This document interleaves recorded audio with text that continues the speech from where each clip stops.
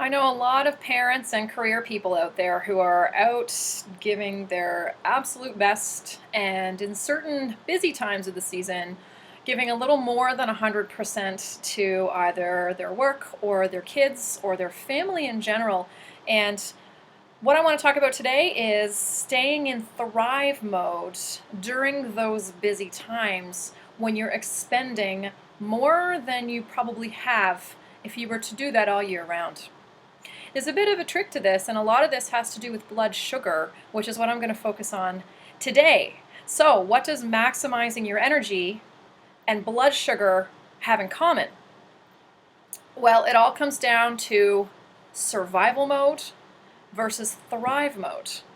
Survival mode versus thrive mode. So what I mean by this is that when we're in survival mode, our body has to make that decision to produce extra stress hormones, or you could call them performance hormones, or is it able to produce happy hormones instead? And it really kind of, at the most basic level, and this is extreme basic, that really is, it does come down to a decision of whether or not the body goes into a physiological survival mode or a physiological thrive mode. And when we're in thrive mode, we're less likely to burn out. Now the trick is to stay in thrive mode as much as possible, particularly during those high, busy times of the year. So let's talk about blood sugar. Why is that important? Well, because when the body goes into a state of low blood sugar, it has to produce stress hormones. So guess what? Survival mode.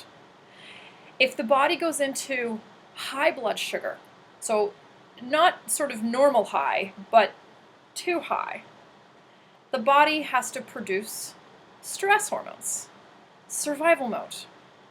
And it's that bare bones basics that I want you to think about today, even though probably some of you who are watching this are going, this is very basic. It's almost too basic, but I want to get to that point just to maybe help those of you who don't have an understanding of this process in the body, to help those people understand in a way that's just really easy to grasp. So my apologies if you're reading this or watching this and going, that's really basic. Yeah, I know. So you want to be careful with your high starch foods and your sugary foods, because if you eat a very, very carby meal that's not quite balanced with protein, fat, and fiber, you're going to be more at risk of a high and then a low. So cortisol times 2. Things that I would call a heavy starch would be things like breads, baked goods, pasta. Even if it's rice or potato, if that's all you're eating and it's not balanced, that can throw us into a high blood sugar, which then can cause something called rebound hypoglycemia, which is a low blood sugar episode as a result of a very high starch or high carb meal. Now there's also sugars. High sugars can boost this up as well and cause this possible problem to happen. Things like dried fruit can cause problems in some people. Maybe even 100% fruit juice can cause us to get a good sugar spike, which is probably a good thing and loads of nutrients. But if that's all we have, we can spike low quickly, and that can put us into sort of that state of alarm in the body. Now the problem with the state of alarm and that up and down is that that's going to, as far as my experience goes, perpetuate food cravings. And these food cravings, when you get them because your blood sugar is low, those food cravings are almost impossible to resist. You will reflexively go and have more carbs, which is going to make you feel bad, and you're going to say, why did I eat that junk, and I should have known better, and blah, blah, blah, blah, blah, blah, blah. But really, it was a reflex. Your body demanded something because maybe it didn't get what it needed the first time, and it had to go into that state of alarm.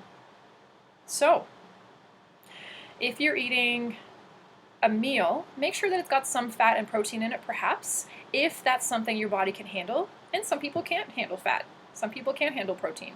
Everybody's a little different. So if you have a very specific situation, come in and talk to me. Book an appointment and we'll talk about what you need specifically. But this is very, very general. stuff. Stuff to think about, stuff to get you learning and understanding and wanting to know more about.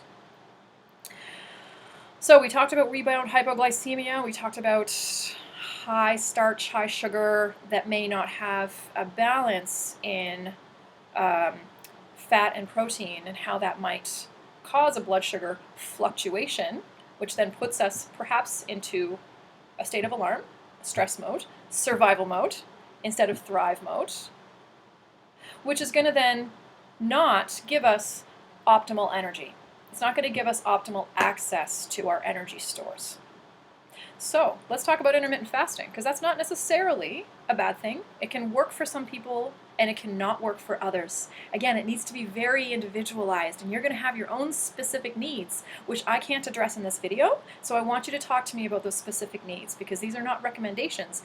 These are just bits of information that I want you to go and read more about to figure out what you need.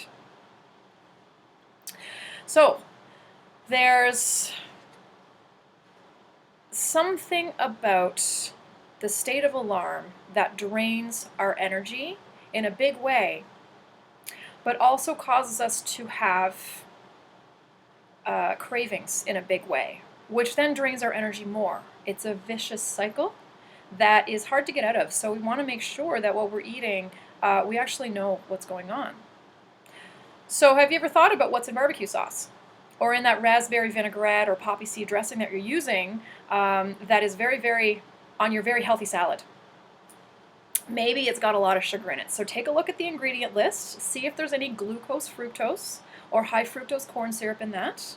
Especially if you're having a meal that you thought was, or that you are considered very healthy, but you're having food cravings later. Maybe there's some hidden sugar or starch in there that's actually causing that up and down to happen. But in the meantime, if you want to do any intermittent fasting, or if you want to do a certain specific diet, your most important thing is to know and understand that specific diet well, and to experiment with it to see how it works in your body. Don't necessarily assume that what works for your neighbor or your sister or your brother is going to work for you. But when it comes to blood sugar, if you're going to fast, fast. If you're going to eat regularly, eat regularly. But give the body something to plan for. Don't fast because you're too busy to eat. That's not a fasting day. That's the body going, okay, well, I'm expecting food and I didn't get it. And so what do I do now? Like, what's going on out there? The body's kind of stressed. She seems to be running around a lot. She seems to be a little overwhelmed. She seems to not have a whole lot of time to herself lately. I don't know what's going on out there. Maybe she's just busy, but maybe there's like some world crisis going on and there's going to be a food shortage soon. I better prepare for that just in case. Because at the end of the day, the body doesn't know. It just knows that you're stressed, or it knows that you haven't eaten when it expected you to. So it has to make decisions according to that information. So if you're busy running around and you haven't had time for yourself, that's fine for the short term. But make sure you eat according to what the body is expecting. And that's a great way to help you stay out of survival mode, stay in thrive mode, and help your body keep you as functional as it can. And that's what I have to say today. I hope that's helpful, and I hope that gets you curious and asking more questions. Bye for now.